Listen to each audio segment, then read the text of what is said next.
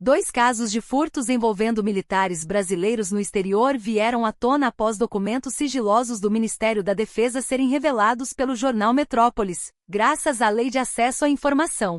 As ocorrências aconteceram entre 2019 e 2020, quando integrantes da Marinha do Brasil participavam da missão de paz da ONU no Líbano, conhecida como UNIFIL. Ambos os episódios foram investigados internamente, encaminhados à Justiça Militar e tiveram desfechos distintos, demonstrando como a análise das provas influencia o resultado final. A UNIFIL é uma operação de paz coordenada pelas Nações Unidas no Líbano, que conta com a participação de forças armadas de diversos países. Seu objetivo principal é promover a estabilidade regional, monitorar áreas de conflito e garantir a presença internacional em zonas sensíveis. O que torna esses casos especialmente relevantes é o fato de terem ocorrido fora do território nacional, durante uma missão oficial, com apurações conduzidas diretamente pelo Ministério da Defesa. As investigações abrangeram 2 incidentes separados, um durante uma festa de Réveillon em Beirute e outro em uma loja de roupas na capital libanesa, ambos entre o final de 2019 e o início de 2020. O primeiro episódio envolveu o então sargento da Marinha Fábio Araújo da Silva. Segundo os registros, ele participou de uma confraternização de Ano Novo em 2019 no restaurante Inca, em Beirute, ao lado de outros militares brasileiros. No dia seguinte surgiram denúncias sobre o desaparecimento de 2 celulares, uma quantia em dinheiro e um cigarro eletrônico.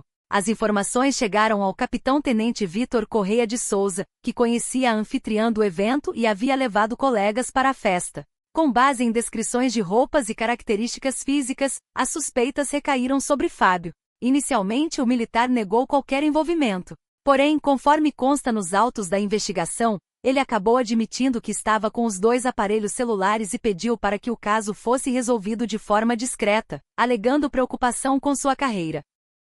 Os celulares foram devolvidos, o valor em dinheiro foi reembolsado e o cigarro eletrônico retornou ao dono por intermédio de um conhecido libanês do militar, segundo os documentos da apuração. A defesa inicial argumentou que os objetos teriam sido levados por engano, possivelmente devido ao consumo de bebidas alcoólicas.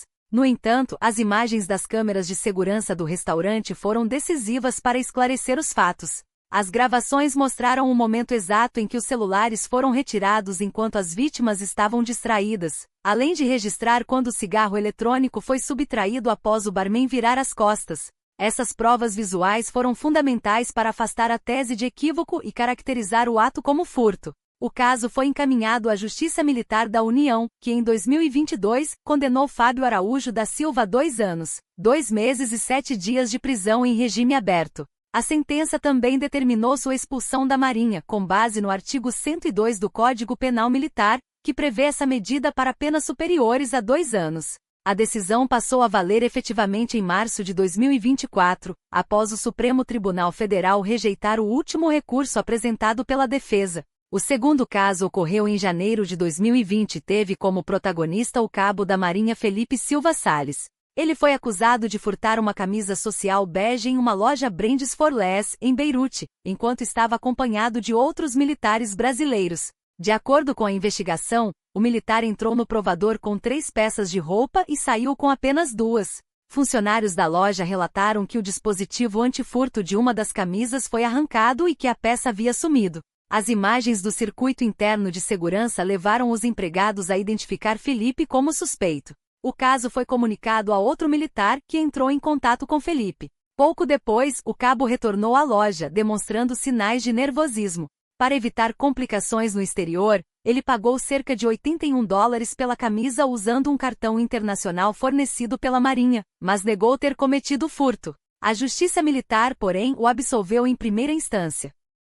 O juiz Alexandre Augusto Quintas entendeu que não havia provas suficientes para uma condenação, uma vez que nenhuma testemunha presenciou diretamente a subtração da peça. A sentença destacou que o pagamento da camisa não poderia ser interpretado como uma confissão, mas sim como uma tentativa de resolver a situação rapidamente, evitando problemas maiores durante uma missão em território estrangeiro. Esse aspecto é crucial pois em processos criminais suspeitas, comportamentos estranhos ou até mesmo ressarcimento posterior não são suficientes para fundamentar uma condenação. É necessário que as provas sejam robustas e permitam concluir, sem margem para dúvidas, a responsabilidade do acusado. Esses episódios ganham ainda mais relevância por terem ocorrido durante uma missão internacional de paz. Quando militares brasileiros atuam em operações no exterior, estão sob o olhar atento de autoridades locais, organizações multilaterais, colegas de outros países e da própria estrutura de comando nacional. Por isso, qualquer infração individual pode ter repercussões institucionais, afetando não apenas a carreira do envolvido, mas também a imagem do Brasil no cenário internacional. Mesmo casos de menor valor material podem gerar consequências disciplinares, judiciais e reputacionais significativas quando ocorrem em missões oficiais fora do país. A diferença entre os desfechos dos dois casos ilustra bem como o resultado de um processo depende do conjunto de provas apresentadas. Enquanto no primeiro houve condenação com base em imagens, depoimentos e ressarcimento, no segundo a Justiça Militar considerou que as evidências não eram suficientes para uma condenação. Os fatos só vieram a público em 2026, apesar de terem ocorrido entre 2019 e 2020. Isso demonstra como investigações internas muitas vezes permanecem restritas por anos, até que documentos sejam acessados pela imprensa, pesquisadores ou cidadãos por meio da Lei de Acesso à Informação. Essa legislação é uma ferramenta essencial para garantir transparência, permitindo que a sociedade tenha acesso a informações administrativas, disciplinares e institucionais que de outra forma permaneceriam ocultas. No entanto, é importante ressaltar que a divulgação desses registros não costuma ocorrer de forma espontânea. No episódio envolvendo os militares brasileiros no Líbano, por exemplo, os documentos obtidos por meio de requisições legais foram fundamentais para recompor a sequência dos acontecimentos, revelando não apenas os fatos em si, mas também as diferentes versões apresentadas pelos envolvidos, as evidências examinadas durante as apurações e as decisões finais proferidas pela Justiça Militar. Esse processo de reconstrução, possibilitado pelo acesso à informação, permite que a sociedade compreenda não só o que aconteceu, mas como as instituições responsáveis conduziram as investigações e aplicaram as normas disciplinares.